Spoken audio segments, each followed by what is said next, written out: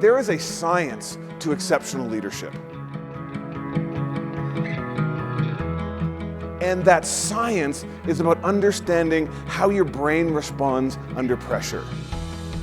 He's a mathematician and computer scientist who has gained widespread acclaim for his unique style of leadership training, which applies scientific rigor to the field of emotional intelligence. Every word he speaks cuts straight to the heart of the issue and lands with the weight that only hard-won knowledge carries. During his time as vice president of a software company, he used the techniques that he now teaches to take his former company to #1 in their industry, driving revenues from $2 million a year to $75 million a year. He is now the CEO of the Institute for Health and Human Potential.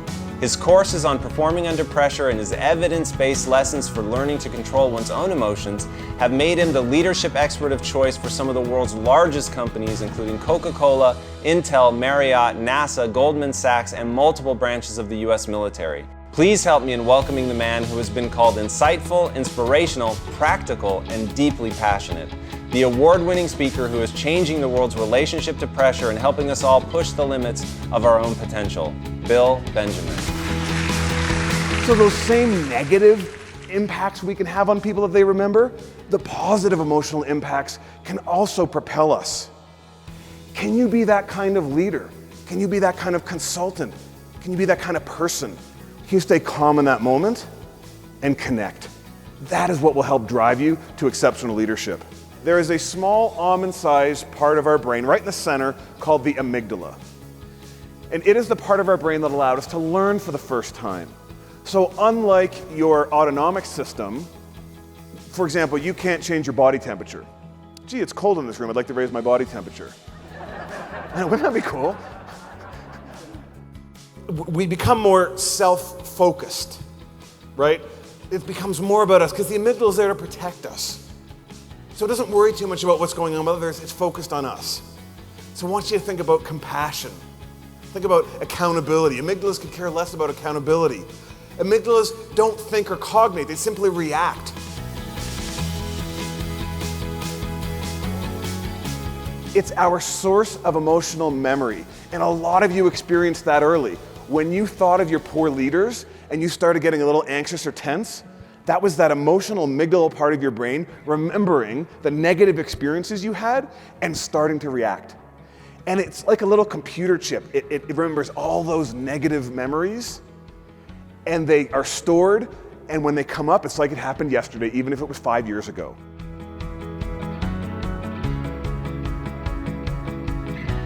The draft folder was designed for emotional intelligence. Write out what you want to write. Don't put anybody in the to list just in case. Put it in the draft folder, go do something to calm down and come back and think, oh my gosh, I am so glad I didn't send that email.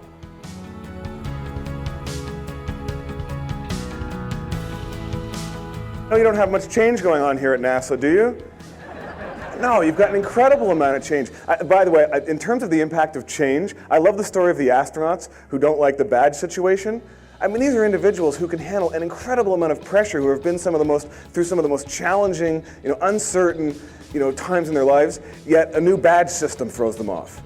You see how change affects us? Isn't it just amazing?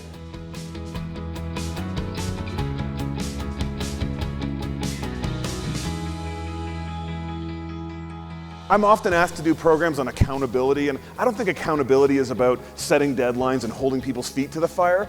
I think it's about getting other people to own it in the first place, so it's theirs. So by the way, the other thing that happens, I'm sure this doesn't happen to many of you, but every once in a while, the other person actually does have a somewhat better idea than me.